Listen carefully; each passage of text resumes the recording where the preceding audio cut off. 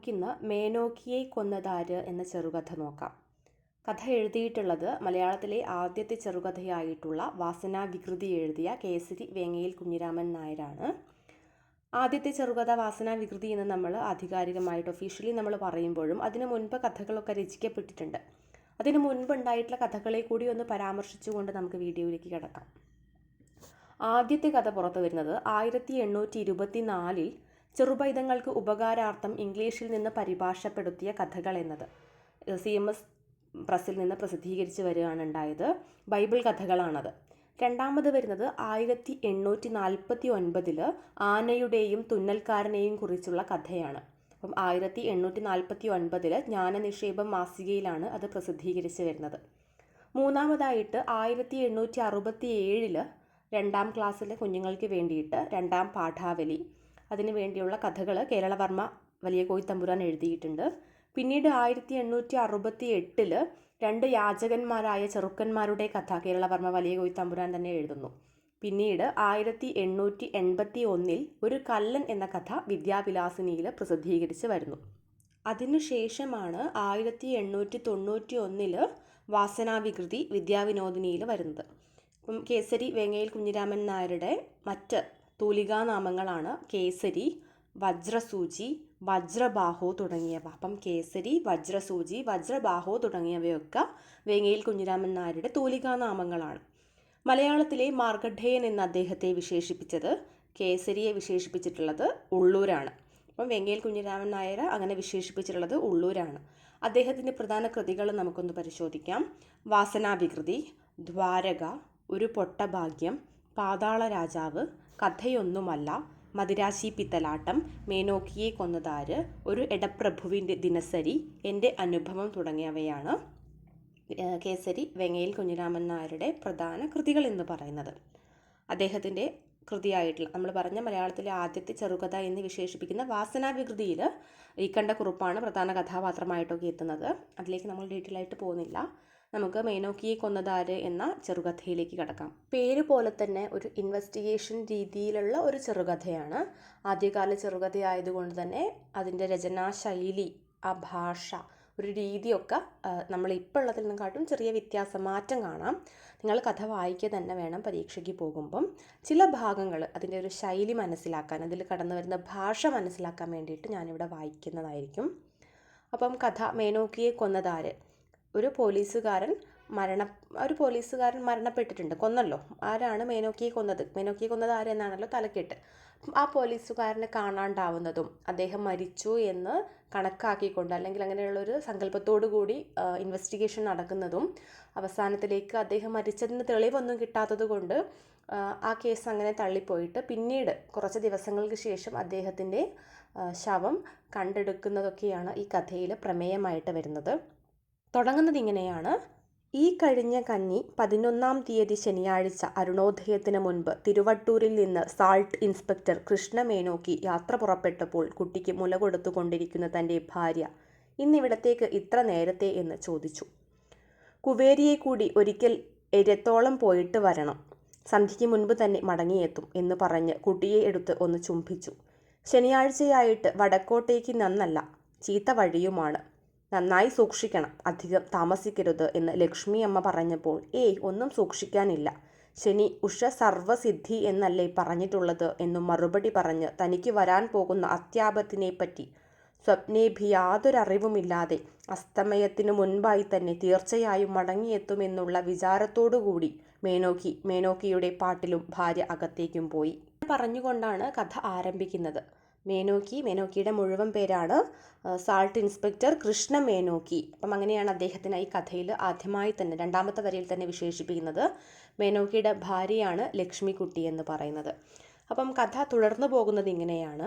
വൈകുന്നേരമായിട്ടും മേനോക്കിയെ കാണാനില്ലാതെ ഭാര്യ വിഷമിച്ചിരിക്കുകയാണ്. പറഞ്ഞ സമയത്തിന് നേരത്തെ എത്തിയതല്ലാതെ അതിന് പറഞ്ഞതിൽ നിന്ന് വൈകിട്ട് ഒരിക്കലും മേനോക്കി വീട്ടിലേക്ക് എത്തിയിട്ടില്ല. അതുകൊണ്ട് തന്നെ പറഞ്ഞ സമയം കഴിഞ്ഞപ്പം മേനോക്കിയുടെ ഭാര്യ ലക്ഷ്മിക്കുട്ടി ആകെ ബദ്ധപ്പാടായിട്ട് നിൽക്കുകയാണ്. എന്ത് ചെയ്യണമെന്നൊന്നും അറിയില്ല. അങ്ങനെ ഒടുവിൽ തൻ്റെ അനുജനായിട്ടുള്ള കരുണാകരനെയും കൂട്ടിയിട്ട് പോലീസ് ഇൻസ്പെക്ടർ കോമൻ നായരെ കാണാൻ വേണ്ടിയിട്ട് പോവുകയാണ്. എന്നാൽ ഇൻസ്പെക്ടർ ലക്ഷ്മിക്കുട്ടിയെ സമാധാനിപ്പിച്ചൊക്കെ വീട്ടിലേക്ക് അയക്കുന്നുണ്ട്, മേനോക്കി എത്തിക്കോളും എന്നൊക്കെ പറയുന്നുണ്ട്. പക്ഷെ അവരവിടുന്ന് പോയി കഴിഞ്ഞതിന് ശേഷം ഇൻസ്പെക്ടർ ഇങ്ങനെ ആലോചിക്കുന്നുണ്ട്, കൂവേരിക്കാർ മഹാവികൃതികളാണ്, മേനോക്കി ഒരാളെയും കണക്കിലേറി കൂട്ടാക്കി എന്നും വരില്ല. ഇപ്പോഴത്തെ സമയം പറഞ്ഞ നേരത്തിന് എത്താതിരിക്കുമ്പോൾ പലതും ശങ്കിക്കേണ്ടതാണ്. ഇങ്ങനെയൊക്കെ പറയുന്നുണ്ട് ഇൻസ്പെക്ടർ. അപ്പോൾ ഇൻസ്പെക്ടറും മനസ്സിലിങ്ങനെ പല കാര്യങ്ങളും ആലോചിച്ചിട്ട് അടുത്ത സ്റ്റെപ്പ് നീക്കുകയാണ്. കരുണാകരൻ കൂവേരി സ്റ്റേഷനിലേക്ക് വിളിച്ചിട്ട് അവിടെയുള്ള ഹെഡ് കോൺസ്റ്റബിൾ ആയിട്ടുള്ള സുമതിയോട് കാര്യങ്ങളൊക്കെ പറയുന്നുണ്ട്. പിന്നീട് സുമതി ഹെഡ് കോൺസ്റ്റബിളും വേറൊരു പോലീസുകാരനും കൂടിയിട്ട് മേനോക്കിയെ ഒന്ന് അന്വേഷിക്കാൻ വേണ്ടിയിട്ട് പോലീസ് സ്റ്റേഷൻ്റെ അടുക്കൽ നിന്നും ചന്ദൻ്റെ കുത്തകയിലേക്ക് പ്രവേശിക്കുകയാണ്. അത് ചന്ദൻ എന്ന് പറഞ്ഞിട്ടുള്ള ഒരു കൊല്ലൻ്റെ അടുത്തേക്ക് പോവുകയാണ്. അവിടെ എത്തി പോലീസുകാർ വാതിൽ മുട്ടുന്ന സമയത്ത് ഒരു ഭയത്തോടു കൂടിയാണ് ചന്ദൻ വാതിലൊക്കെ തുറക്കുന്നത്. അപ്പം എന്ത് ആണെന്നൊക്കെ ചോദിക്കുമ്പം ഇങ്ങനെ മേനോക്കി വന്നിട്ടുണ്ടോ എന്നൊക്കെ പറയുമ്പം ചന്ദൻ പറയുന്നുണ്ട്, വന്നിരുന്നു, കുറച്ച് മുൻപ് പോയി. അപ്പം എങ്ങോട്ട് പോയി എന്ന് ചോദിക്കുമ്പം ലക്ഷ്യമില്ലാണ്ട് ഒരിടത്തേക്ക് കൈയൊക്കെ കാണിക്കുന്നുണ്ട്. അപ്പോൾ ചന്ദൻ്റെ മുഖത്തൊരു ഭയമുണ്ട്. ഹെഡ് കോൺസ്റ്റബിളുമായിട്ട് ചന്ദൻ സംസാരിച്ചു കൊണ്ടിരിക്കുമ്പം ഇവരുടെ കൂടെയുള്ള മറ്റൊരു കോൺസ്റ്റബിൾ അടുത്തിരുന്ന് തീ കായുന്നുണ്ട്. അപ്പം പെട്ടെന്ന് ഒരു സൈഡിലേക്ക് കൊടുവാൾ കണ്ട് വെറുതെ ഒന്ന് എടുത്ത് നോക്കിയപ്പം ആ കൊടുവാളിൻ്റെ മേലെ രക്തത്തിൻ്റെ കറ ഇങ്ങനെ ഉണങ്ങി പിടിച്ചിട്ടുണ്ട്. ചുമരിൻ്റെയൊക്കെ ഭാഗത്തേക്കൊക്കെ നോക്കുമ്പം ചുമരിലും കുറച്ച് രക്തം ഇങ്ങനെ പടർന്ന് അങ്ങനെ തെറിച്ചതായിട്ട് ഇവർ കണ്ടെത്തുകയാണ്. പിന്നെ ഒന്നും കൂടി ഒന്ന് വിശദമായിട്ടൊന്ന് അന്വേഷിച്ച സമയത്ത് ഒരു പഴയ മുറുക്കു പെട്ടിയിൽ നിന്നും മേനോക്കിയുടെ നാമാക്ഷരം കൊത്തിയിട്ടുള്ള വെള്ളിയുടെ ഒരു പൊടിയളുക്ക് കിട്ടുകയാണ് അവർക്ക്. അപ്പം ഈ ഒരു ഭാഗം എഴുത്തുകാരൻ വിവരിക്കുന്നത് ഇങ്ങനെയാണ്. ഹെഡ് കോൺസ്റ്റബിളും ചന്ദനും തമ്മിൽ ഇങ്ങനെ ഓരോന്ന് സംസാരിച്ചു കൊണ്ടിരിക്കുമ്പോൾ ഒന്നിച്ചുണ്ടായിരുന്ന കോൺസ്റ്റബിൾ രാമുണ്ണി നായർ ഇതൊക്കെ കേട്ടുകൊണ്ട് അതിൻ്റെ അകത്ത് തീ കാഞ്ഞുകൊണ്ടിരിക്കുകയായിരുന്നു. യഥാസംഗതിക്ക് സമീപമുണ്ടായിരുന്ന കൊടുവാൾ എടുത്തു നോക്കിയപ്പോൾ അതിന്മേൽ കുറേ ചോര ഉണങ്ങിപ്പറ്റിയത് കൂടാതെ അവിടെവിടെ അല്പാൽപ്പം രോമവും കണ്ടു.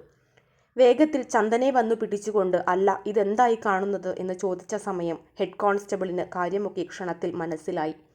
അപ്പോൾ തന്നെ ചന്ദൻ്റെ കൈ രണ്ടും മുറുക്കെ പിടിച്ചുകൊണ്ട് താൻ ഒരു കൊലപാതകത്തിൽ ഏർപ്പെട്ടതുകൊണ്ട് തന്നെ ഇപ്പോൾ തന്നെ സ്റ്റേഷനിൽ കൊണ്ടുപോകാനായിട്ട് വിചാരിക്കുന്നു. വെറുതെ കൂട്ടം കൂടണ്ട, ഇനി ഒരക്ഷരം മിണ്ടിപ്പോകരുത്.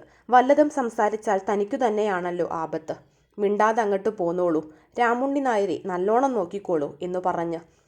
ഇത് കേട്ടപ്പോൾ ചന്ദൻ്റെ കാര്യം പറയാനില്ല. സാധു വല്ലാതെ കണ്ടു ഭ്രമിച്ചു. ദീർഘാശ്വാസത്തോടു കൂടി ഉയ്യൻ്റെ ഹെഡ് കോൺസ്റ്റബിളെ, അയ്യോ എന്നെ തംശിക്കറേ, മുത്തപ്പൻ ഈശ്വരനാണ്, എൻ്റെ അമ്മയാണ്, എൻ്റെ അച്ഛനാണ്, മറയപ്പെട്ട കാരണവന്മാരാണ്, ഞാൻ നേരാന്നേ പറഞ്ഞത്, തമ്പുരാൻ വന്ധ്യക്കൊലപ്പനാണ്, ഞാൻ ഒന്നും അറിയില്ല എന്നൊക്കെ നിലവിളിക്കാൻ തുടങ്ങി. പോലീസുകാർ ഇതൊന്നും കൂട്ടാക്കാതെ കുത്തക ശോധന ചെയ്യേണ്ടതിന് അകത്തൊക്കെ കടന്ന് മുക്കിലും മൂലയിലും പരുതിയപ്പോൾ ഒരു പഴയ മുരുക്കുപെട്ടിയിൽ നിന്നും മേനോക്കിയുടെ നാമാക്ഷരം കൊത്തിയ വെള്ളിയുടെ ഒരു പൊട്ടിയുളുക്ക് കിട്ടിയതുകൂടാതെ ഒരു പത്തായത്തിൻ്റെ അകത്ത് സൂക്ഷിച്ചിരുന്ന ഒരു ഭരണി നാട്ടുറാക്കും കണ്ട് വശായി എന്നു മാത്രമല്ല അകത്തെ ഒരു ചുവരിന്മേൽ കുറേ രക്തം തെറിച്ചതും കാണുവാനുണ്ട്. ചന്ദൻ ഉടുത്തതായ മുണ്ട് പരിശോധിച്ചപ്പോൾ അതിലും കുറച്ചു കണ്ടു. മേനോക്കിയുടെ ധനാശി പാടിപ്പോയി എന്നുള്ളതിന് പോലീസുകാർക്ക് വേണ്ടുന്ന ഈ വക തെളിവൊക്കെ കിട്ടിയെങ്കിലും ചന്ദന് എല്ലാറ്റിനും സമാധാനമുണ്ട്. അവൻ കുറേ കാലമായി വളരെ വാത്സ്യത്തോടെ പോറ്റിയിരുന്ന നായിന് അന്ന് ഉച്ചതിരിഞ്ഞപ്പോൾ ഭ്രാന്തിളകി. ചന്ദനെ തന്നെ കടിക്കാനെത്തി. ആ സമയം സമീപമുണ്ടായിരുന്ന കൊടുവാളെടുത്ത് അതിനെ കുത്തിക്കൊന്നതാണ് ചുമരിന്മേൽ കണ്ട ചോര. അപ്പോൾ തെറിച്ചതായിരിക്കാം. നായ ചന്ദൻ്റെ നേരെ പാഞ്ഞ് കടിക്കാനെത്തിയപ്പോൾ അവൻ കൈകൊണ്ട് ഒരു തട്ടുകൊടുത്തു. അപ്പോഴ് അതിൻ്റെ ഒരു പല്ലുകൊണ്ട് മുറിവ് പറ്റി. അതിൽ നിന്ന് കുറച്ച് രക്തം പോയി. അതുകൊണ്ടാണ് തൻ്റെ വലത്തെ കൈക്ക് നടുവിരലിന് തുണി ചുറ്റാൻ കാരണം. നായിനെ കൊന്നത് പരമാർത്ഥമാണെന്ന് അതിനെ കുഴിച്ചിട്ട സ്ഥലം കണ്ടാൽ തന്നെ അറിയാവുന്നതാണ്. പൊടി അളുക്ക് ഇൻസ്പെക്ടർ പോകുമ്പോൾ എടുക്കാൻ മറന്നുപോയി. അത് പുറമെ ആരെങ്കിലും എടുത്തുകൊണ്ടു പോകേണ്ടെന്ന് വെച്ച് പെട്ടിയിൽ സൂക്ഷിച്ചതാണ്. ഭരണിയിൽ കണ്ടത് റാക്കല്ല, ശുദ്ധമേ സൃക്കയാണ്. താൻ നിർദോഷിയാണ് എന്നൊക്കെ പല ന്യായങ്ങളും പറഞ്ഞു. പക്ഷേ പോലീസുകാർ അത് മുഴുവൻ വിശ്വസിച്ച് വരാറില്ല. അപ്പോൾ ഇങ്ങനെയാണ് ആ ഭാഗത്തെക്കുറിച്ച് കഥാകൃത്ത് വിവരിക്കുന്നത്. തുടർന്ന് പോലീസ് ഇദ്ദേഹത്തിനെതിരെ കേസ് ഫയൽ ചെയ്യുന്നുണ്ട്. ആ അന്വേഷണമായിട്ട് അങ്ങനെ മുന്നോട്ട് പോകുന്ന സമയത്ത് ഒരു കഥ പുറത്തു നിന്ന് കേട്ടു തുടങ്ങുകയാണ്. അപ്പം അന്വേഷണം ഒന്ന് വഴിതിരിഞ്ഞ് മാറാനുള്ള ഒരു രംഗത്തിലേക്ക് പിന്നീട് കടക്കുകയാണ്. ആ ഭാഗം ഇങ്ങനെയാണ് പറയുന്നത്.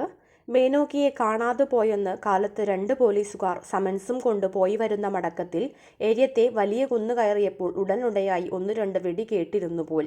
വഴിയുടെ ദുർഘടം കൊണ്ടും വേഗത്തിൽ മടങ്ങിയെത്തേണ്ടതുകൊണ്ടും അവർ എവിടെ നിന്നാണ്, എന്ത് സംഗതിക്കാണ് വെടിവെച്ചത് എന്ന് ആ സ്ഥലത്ത് ചെന്ന് അന്വേഷിക്കാതെ കൊണ്ടാണ് പോന്നത്. ഈ ഭാഗത്ത് വെച്ച് കഥ വീണ്ടും ഗതിമാറി ഒഴുകുകയാണ്. ഇവിടെ എത്തിയപ്പം മേനോക്കിയുടെ മരണകാരണം ഇനി ആ വെടിയൊച്ച കേട്ടതായിരിക്കുമോ, ആ വെടിയൊച്ച മേനോക്കിയുടെ ജീവൻ എടുത്തതായിരിക്കുമോ എന്നുള്ള പല സംശയങ്ങളും വീണ്ടും വരികയാണ്. അവിടെ നിന്ന് അന്വേഷണം വീണ്ടും വഴിമാറിയിട്ട് മുന്നേറുകയാണ് ചെയ്യുന്നത്. അങ്ങനെ തുടർന്നവർ ആ വഴിയിലേക്ക് പോലീസുകാർ പോയിട്ട് അന്വേഷിക്കുകയാണ്. ആ ഭാഗം പറയുന്നത് ഇങ്ങനെയാണ്: ആ വഴിക്ക് എത്തിയ സമയത്ത് അതിലേ കൂടി ആരോ ചിലർ നടന്ന അടയാളം കണ്ടു. അതൊന്നും മായ്ച്ചു കളയാതെ നല്ലവണ്ണം സൂക്ഷിച്ച് കാലടി കാണുന്നതൊക്കെ അളന്നു നോക്കി. ഒരുത്തൻ്റെ ചവിട്ടടി മാത്രമേ അധികം കാണുന്നുള്ളൂ. അവിടുന്ന് കുറേ കൂടി അങ്ങോട്ട് പോകുമ്പോൾ ഒരു പാളത്തൊപ്പിയും കണ്ടുകിട്ടി എന്ന് മാത്രമല്ല, അതിനൊരു വിശേഷ വിധി കൂടിയുണ്ട്. ആ തൊപ്പിക്ക് ഉണ്ടയിട്ട് വെടിവെച്ചതായ ഒരു ദ്വാരം കാണുവാനുണ്ട്. ഇതല്ലാതെ മറ്റ് യാതൊരു ലക്ഷ്യവും അവിടെ സമീപമെങ്ങും കണ്ടില്ല. ഹെഡ് കോൺസ്റ്റബിൾ, ഇനി നമുക്ക് വെണ്ണേരി മാലിംഗൻ്റെ അടുക്കലോളം ഒന്ന് പോയിട്ട് വരണം. അങ്ങനെ അവരത് പറഞ്ഞിട്ട് വെണ്ണേരി മാലിംഗൻ്റെ അടുത്തേക്ക് പോവുകയാണ്. അവിടെ പോയിട്ട് അദ്ദേഹത്തിൻ്റെ വീട്ടിൽ കയറി നോക്കുമ്പം അവിടെ ഒരു തോക്ക് കാണുന്നുണ്ട്. അപ്പം അദ്ദേഹം മേനോക്കിനെ കണ്ടിട്ടില്ല എന്നൊക്കെ പറയുന്നുണ്ട്. അപ്പം ഈ തൊപ്പി കാണിച്ചിട്ട് ഇത് നിങ്ങളുടെ ആണോ എന്ന് ചോദിക്കുമ്പം മാലിംഗൻ പറയുന്നുണ്ട്, അതെ, ഇത് എൻ്റെതാണ്. അപ്പം അവർ ചോദിക്കുന്നു, ഇതിലെങ്ങനെയാണ് ഈ തോക്കിൻ്റെ ഉണ്ടയുടെ ദ്വാരം വന്നത് എന്ന് ചോദിക്കും. അപ്പം മാലിംഗൻ പറയും, ഞാൻ വേട്ടയാടാൻ വേണ്ടി ഇങ്ങനെ പോകുന്ന സമയത്ത് ഒന്നും കിട്ടിയില്ല. അപ്പം തോക്ക് പുതിയതായിട്ട് നിറച്ചതാണ്. അപ്പം കുറച്ച് കാലമായിട്ട് അത് ഉപയോഗിച്ച് കുറച്ച് കാലമായി. അപ്പം ആ ഉണ്ട എങ്ങനെയാണ് ശരിയാവുന്നുണ്ടെന്നൊക്കെ നോക്കാൻ വേണ്ടിയിട്ട് തൊപ്പീനെ ഒരു മരത്തിൽ തൂക്കിയിട്ട് അതിലേക്ക് വെടി വെച്ചതാണ്. അപ്പം അങ്ങനെ ഉണ്ട കയറിയിട്ടുള്ള ഒരു ദ്വാരമാണ് ആ തൊപ്പിയിൽ കാണുന്നത് എന്നൊക്കെ പറയും. അങ്ങനെ പോലീസുകാർ മാലിംഗൻ്റെ പേരിൽ കേസ് ഫയൽ ചെയ്ത് മുന്നോട്ട് നീങ്ങുകയാണ്. അപ്പം തൻ്റെ കയ്യിലുള്ള എല്ലാ സ്വത്തും ഒക്കെ പണയം വെച്ചിട്ടും വിറ്റിട്ടൊക്കെ റുസേരിയോ സാഹിബിനെ കോടതിയിൽ തനിക്ക് വേണ്ടി വാദിക്കാൻ വേണ്ടിയിട്ട് മാലിംഗൻ നിയമിക്കുന്നൊക്കെയുണ്ട്. അപ്പം അങ്ങനെ അവർ കോടതിയിൽ കേസുമായിട്ട് അങ്ങനെ മുന്നോട്ട് പോവുകയാണ്. അപ്പം ഒന്നാമത് മാലിംഗനെ വിചാരണ ചെയ്യുന്നുണ്ട്, രണ്ടാമത് ചന്ദന വിചാരണ ചെയ്യുന്നൊക്കെയുണ്ട്. അപ്പം ഒടുവിൽ അവസാനത്തിലേക്ക് എത്തുമ്പോൾ കോടതി പറയുന്നത് ഇദ്ദേഹം മരിച്ചിട്ടുണ്ട് എന്നതിനൊരു തെളിവ് ഇതുവരെ കിട്ടിയിട്ടില്ല. അപ്പം ഇപ്പോഴും ഒരു പക്ഷേ ജീവിച്ചിരിക്കുന്നുണ്ടായിരിക്കാം. അപ്പം അതുകൊണ്ട് തന്നെ ആ കേസ് തള്ളിപ്പോകുന്നുള്ളൊരു ഘട്ടത്തിലേക്ക് എത്തുകയാണ്. വീണ്ടും ഒരു ട്വിസ്റ്റ് അവിടെ വരികയാണ്. ഒരു സ്ത്രീ, മാണി എന്ന ഒരു സ്ത്രീ മേനോക്കിയെ ഇളയാട്ടിന് സമീപം കണ്ടതായിട്ട് തീർച്ച പറയുന്നുണ്ട്. വീണ്ടും അവിടെ സംശയം വരികയാണ്. ആര്, എപ്പോൾ, എങ്ങനെ കൊന്നു എന്നൊന്നും തെളിവില്ലാണ്ട് ഇങ്ങനെ നിൽക്കുകയാണ്. അപ്പം കോടതി ഇടപെട്ടുകൊണ്ട് ഇങ്ങനെ പറയുകയാണ്: മാണി എന്ന സ്ത്രീ മേനോക്കിയെ ഇളയാട്ടിനു സമീപം കണ്ടു എന്ന് തീർച്ച പറയുന്നു. ഇത് വിശ്വസിക്കുന്ന ഭാഗം മേനോക്കി അതേസമയം ഏരിയത്ത് ഉണ്ടാവാനിടയുള്ളതല്ല. അവളുടെ വാക്ക് സ്വീകാര്യയോഗ്യമല്ലെന്ന് പറയാനും മതിയായ സംഗതി നാം കാണുന്നില്ല. എന്നാൽ മാലിംഗൻ കള്ള് വ്യാപാരം ചെയ്യാറുണ്ടെന്നും ഈയിടെ വെടിവെച്ചു എന്നും പരാമർത്ഥമാണ്. മേനോക്കിയെ മാലിംഗൻ വെടിവെച്ചു കൊന്നു എന്നാണ് വാദം. പക്ഷേ ഇതിന് ഒരു ന്യൂനത മാത്രം നാം കാണുന്നു. അതാണ് മുഖ്യമായിട്ടുള്ളത്. ശവത്തെപ്പറ്റി യാതൊന്നും തെളിയിച്ചിട്ടില്ല. മേനോക്കിയുടെ ഗൃഹപ്പിഴയ്ക്ക് ആരെങ്കിലും ആ സാധുവിനെ കൊന്നിട്ടുണ്ടായിരിക്കാം.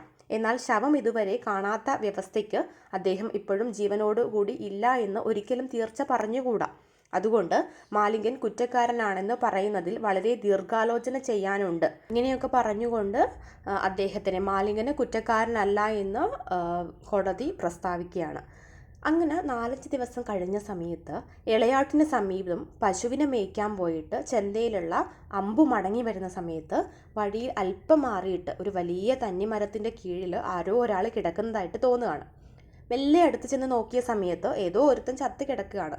ശവത്തിന് നാറ്റം പറ്റിയിട്ടുണ്ട്, ആകെ മണത്ത് തുടങ്ങിയിട്ടുണ്ട് ശവം. എങ്കിലും ശരീരത്തിൽ കുപ്പായൊക്കെ ഉള്ളത് കൊണ്ട് അധികം അങ്ങോട്ട് ജീർണിച്ചിട്ടില്ല. അപ്പം വേഗത്തിൽ തന്നെ അവർ പോയിട്ട് പോലീസുകാർക്ക് വിവരം കൊടുത്ത് പോലീസുകാർ അവിടേക്ക് വിളിക്കുകയാണ്. പോലീസുകാർ വന്ന് ശവക്കൊന്ന് പരിശോധിച്ച സമയത്ത് അത് മേനോക്കിയുടേതാണ് എന്ന് അവർ തിരിച്ചറിയാണ്. മഴക്കാലമായതുകൊണ്ടും തണുപ്പുള്ള ഒരു പ്രദേശം ആയതുകൊണ്ടൊക്കെ തന്നെ ശവത്തിനധികം ദൂഷ്യമൊന്നും പറ്റിയിട്ടില്ല, വലിയൊരു കുഴപ്പമില്ല. കുപ്പായൊക്കെ അഴിച്ചു നോക്കിയ സമയത്ത് ശരീരത്തിന്മേൽ യാതൊരു പരുക്കും കാണുവാനില്ല. അപ്പം കഥ അവസാനിപ്പിക്കുന്നത് കഥാകൃത്ത് ഇങ്ങനെയാണ്: കീശയിൽ തൻ്റെ കൈത്തോക്ക് മുമ്പേ നിറച്ച പാടെ തന്നെയുണ്ട്. ആകപ്പാടെ ആലോചിച്ചെടുത്ത് കന്നി 11-ാം തീയതി ഉണ്ടായിരുന്ന ഇടികൊണ്ട് അപായം വന്നതായിരിക്കാമെന്ന് തീർച്ചപ്പെടുത്തി. ഇളയാട്ടിനു സമീപം അന്ന് മേനോക്കിയെ കണ്ടു എന്ന് പറഞ്ഞത് നേരായിരിക്കെ ഈ സംഭവത്തിന് വേറെ കാരണമൊന്നും കാണുന്നില്ല. ഇങ്ങനെയാണ് കഥ അവസാനിക്കുന്നത്. അപ്പോൾ ഒടുവിൽ എന്താ ഉണ്ടായിട്ടുള്ളത്? മേനോക്കിയെ കൊന്നതാണ് എന്ന് വിചാരിച്ചിട്ട്, അല്ലെങ്കിൽ കൊന്നതാണ് എന്ന സാഹചര്യ തെളിവുകളുടെ ഒരു അടിസ്ഥാനത്തിൽ 2-3 പേരെയൊക്കെ ചോദ്യം ചെയ്യുന്നുണ്ട്, കേസ് അവർക്കെതിരെ ഫയൽ ചെയ്യുന്നുണ്ട്. പക്ഷെ സത്യത്തിൽ നടന്നിട്ടുള്ളത് കന്നിമാസത്തിലുള്ള മഴക്കാലത്തുള്ള ആ ഇടിയിൽ മേനോക്കി ആ ഇടിയേറ്റിട്ട് മരണപ്പെടുകയാണ് ചെയ്യുന്നത്.